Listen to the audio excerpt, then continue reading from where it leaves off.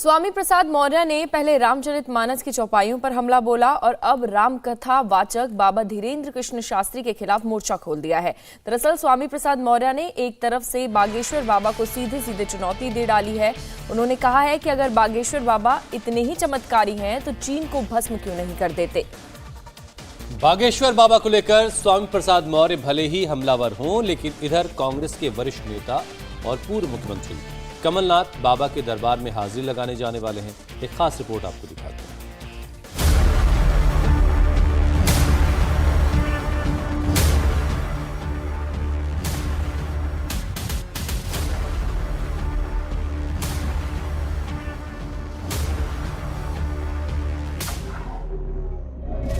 पहले रामचरितमानस की चौपाइयों पर बयान दिया। रामचरितमानस की चौपाइयों के माध्यम से नीच अधम कहे जाने। अब बागेश्वर धाम के पीठाधीश्वर धीरेन्द्र कृष्ण शास्त्री निशाने पर। अगर वो चमत्कारी बाबा है तो वहीं बैठे बैठे चीन को भस्म कर दे। ये सिर्फ एक छोटे से बेडरूम से मशरूम की खेती करके महीने का 50,000 कमा रही हैं। मशरूम खेती सीखनी है तो फ्रीडम ऐप को अभी डाउनलोड कीजिए।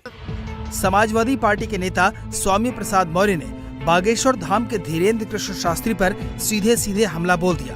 अब तक स्वामी प्रसाद मौर्य रामचरितमानस की चौपाइयां गिनाकर तुलसीदास को भला बुरा कह रहे थे और अब आचार्य धीरेन्द्र कृष्ण शास्त्री की सिद्धियों को चुनौती देने लगे।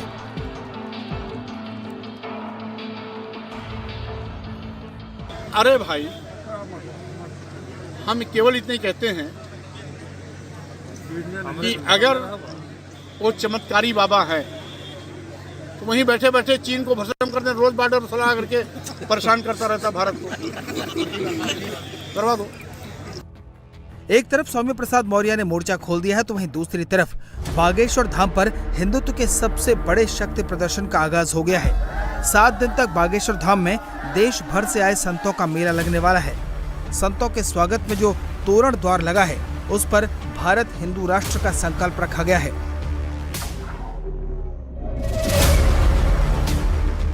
हिंदू राष्ट्र का मतलब हमें किसी धर्म से या पंथ से, धर्म तो सिर्फ सनातन है, हमें किसी पंथ से मतलब नहीं, किसी पंथ से दोहराए नहीं, अपितु बार बार सनातन धर्म की जो अवहेलना की जाती, उस अवहेलना से बचाने के लिए वह भारत के अंदर की अखंडता ना खंड खंड हो, इसलिए भारत को हिंदू राष्ट्र बनाना बहुत आवश्यक है।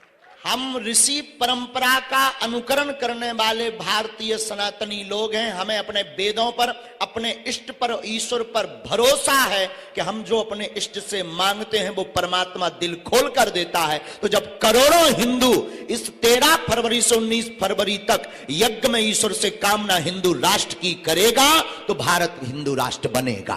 कि भारत को स्वच्छ बनाओ और अंदर की भीतर की भी जो गंदगी है उसको भी मिटाओ और भारत को हिंदू राष्ट्र बनाओ। रविवार को बाबा ने न केवल अपनी ताकत दिखाई बल्कि गलियों में जाकर बुजुर्गों से महायज्ञ की सफलता का आशीर्वाद भी लिया और गढ़ा गांव के तमाम मंदिरों में माथा भी टेका। जो यज्ञ कन्या विवाह होना है उसके चलते ये कलश यात्रा निकल रही है और सामने अगर आप तस्वीरों में देखेंगे तो धीरेन्द्र कृष्ण शास्त्री यहाँ पर जनता को, तमाम जो उनसे मिलने वाले हैं उनका अभिवादन करते हुए दिखाई दे रहे हैं। दरअसल माना जाता है कि ये कलश यात्रा जो होती है, कलश यात्रा के जरिए कोई भी शुभ काम करने से पहले ये कलश यात्रा की जाती है। तस्वीरों में देख सकते हैं धीरेन्द्र कृष्ण शास्त्री यहाँ पर आपको दिखाई दे रहे हैं और हम कोशिश भी करेंगे बात करने की। महाराज, ये कलश यात्रा निकालने का मकसद क्या होता है? कलश यात्रा के जरिए क्या मकसद होता है?